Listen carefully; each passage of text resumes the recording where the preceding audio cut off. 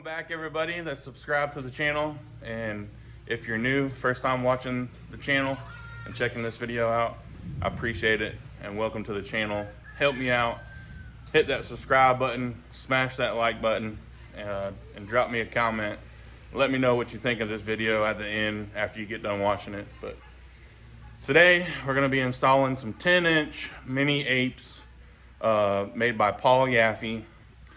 And from everything that I've read on the internet, Paul's bars are taller than they're actually rated, which I'm fine with.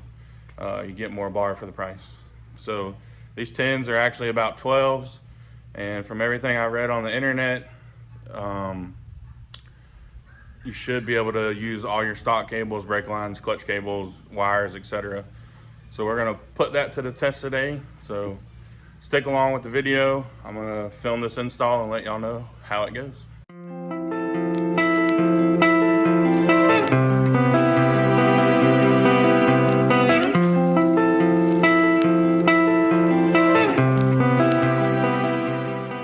All right, guys, as you can see in the time lapse, I did get the bike disassembled, and now I have the new bars on. Feel so much better. I can sit up straight now. My arms are level. Just overall, such an improvement over the stock bars. As you can see, they are higher than the fairing. And that's because, you know, Paul's bars usually end up being about 12 inches tall, even though they're called 10-inch bars.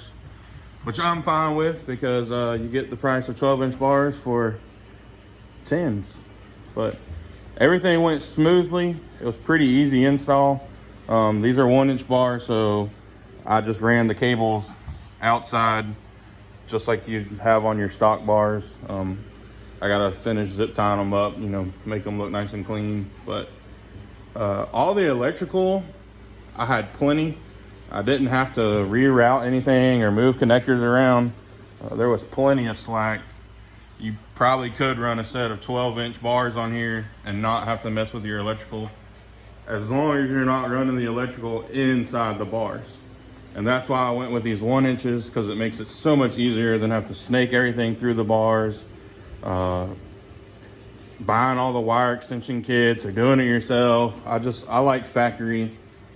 I don't like splicing in the wires, you know, corrosion down the road. You might lose your fly-by-wire or lose any of these controls up here, and it's gonna be a bad day for you. So I did not wanna mess with that wiring and get into it. Factory is good, factory lasts forever, so that's what I'm sticking with. Would it have looked cooler and cleaner if I ran everything inside the bars? Yeah, but you know, it's a 2013 bike. It's not a brand new show bike. It's not going to, you know, SEMA or nothing. So I'm fine with the wires outside.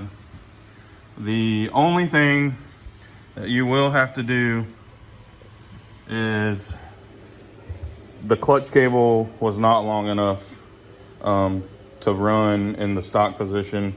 Instead of coming out of this hole, I have to run it on the outside of the fender here. And again, I'll zip tie it up out of the way and make it look, you know, nice and clean. But just know that is basically the biggest modification you have to do when installing these Paul Yaffe 10-inch mini apes, bagger bars, whatever you want to call them. But overall, super easy install. Take your time, keep track of all your screws. Don't scratch anything. That's why I got this old beach towel on there. Paint's expensive, and it's expensive to repair, so take your time. But if you're considering putting 10-inch bars on your bike, I would totally do it. Makes a world of difference. Anybody can do this in their garage. You don't need to spend hundreds or thousands of dollars paying some Harley tech or custom shop to do it for you. So anyways, thanks for checking out the video, guys. If you got any questions, drop a comment. I try to respond to everybody's questions and comments. Hit that like button and help me out and subscribe to the channel. We're growing like always. So thanks for watching, guys. Catch you on the next video.